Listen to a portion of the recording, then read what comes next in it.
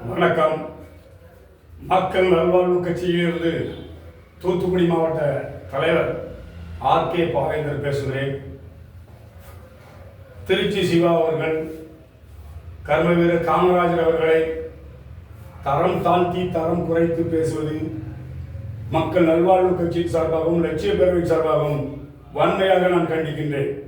ஏனென்றால் எப்போதுமே கர்ம வீரர் காமராஜரை பற்றி இழிவாக பேசுவதும் அவர்களை வைத்து ஆட்சி நடத்தி கொண்டிருக்கக்கூடிய இவர்கள் இப்போது நாங்கள் 4 ஆண்டு காலம் காமராஜர் ஆட்சி தான் நடத்தி கொண்டிருக்கிறோம் என்று மக்களிடத்தில் ஸ்டிக்கர் ஆட்சி நடத்தி கொண்டிருக்கும் திராவிட கட்சிகள் மிகவும் கீழ்த்தரமான புத்தியை கையில் எடுத்து ஒவ்வொரு மேடைகளிலும் கர்ம வீரர் காமராஜர் அவர்களை தரம் தாழ்த்தி பேசுவது என்பதை நாங்கள் வன்மையாக கண்டிக்கின்றோம்.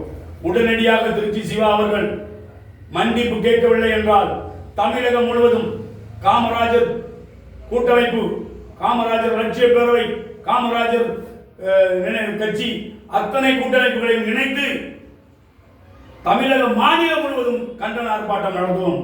2026 நீங்கள் ஆட்சி பீடத்தில் அமராத வழிக்கு நாங்கள் உறுதிப்பட இப்போது நான் உங்களிடம் தெரிவித்துக் கொள்கிறேன். ஒவ்வொரு முறையும் நாங்கள் பொறுத்துக் கொண்டு போய்கொண்டே இருக்கிறோம் என்று சாதாரணமாக வேலை போட்டு விடாதீர்கள். யாரை எடுத்தாலும் சரி, மதிய உணவு திட்டத்தை பள்ளி குழந்தைகளுக்கு கொண்டு வந்தவர் காமராஜர். 6000 பள்ளிகளை அடைத்து இழுத்து மூடியவர் காங்கிரஸ், உங்களுடைய கூட்டணி. காமராஜர் ஆட்சிக்கு வந்தவுடன் 6000 பள்ளிகளையும் திறந்து மேற்கொண்டும் 1425 பள்ளிகளை அரசு பள்ளிகளை உடனே திறந்தவர் காமராஜர். பள்ளி குழந்தைகள் நடப்பதற்கு வெயிலில் கால் சுடும் என்பதற்காக உடனடியாக பாதத்திற்கு செருப்பை வாங்கி கொடுத்தவர், காலணி வாங்கி கொடுத்தவர் காமராஜர் அவர்கள். பள்ளிகளில் குழந்தை சேர்க்க வேண்டும் என்பதற்காக மதிய உணவு திட்டத்தை எவ்வளவு நஷ்டீடு வந்தாலும் சரி மதிய உணவு திட்டத்தை அமல்படுத்த வேண்டும் என்று அமல்படுத்தியவர் காமராஜர். கல்வி கற்க வேண்டும், அனைத்து குழந்தைகளும் நல்லபடியாக படித்து பெரும் பதவிகளுக்கு வர வேண்டும் என்ற ஒரே நோக்கத்தோடு ஆட்சி நடத்தியவர் காமராஜர். அவருடைய ஆட்சி எங்கே, உங்களுடைய ஆட்சி எங்கே? அது ஈஸியாக சொல்லிவிடுகிறது.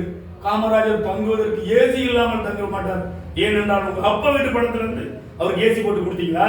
இல்லை இருக்கிறதா உங்களுக்கு கொடுத்ததுக்கான ஆதாரங்கள் இருக்கா?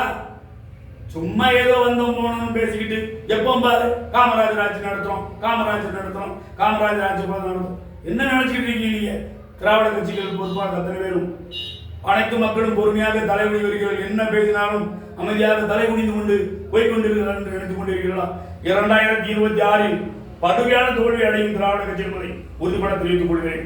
அப்படி 26 நீங்கள் தோற்காவிட்டால் நாங்கள் கட்சியை கலைத்துவிட்டு உங்கள் காலனில் காலம் முழுவதாக படிக்கும் அடிபணி உங்கள் கட்சிக்கு பயணிக்கிறோம். இது உறுதியை தெரிவித்துக் கொள்கிறேன். இனிமேல் எந்த ஒரு மேடைகளாவது காமராஜர் ஆட்சி நடத்துகிறோம், காமராஜர் அப்படிப்பட்டவர் இப்படிப்பட்டவர், எங்களை வச்சுதான் காமராஜர் வந்தார் என்று சொல்வதை இத்துடன் நிறுத்திக் கொள்ளுங்கள். முதலில் காமராஜரை தோற்கடித்ததற்கான மூல காரணமே கலைஞர் அவர்கள் தான்.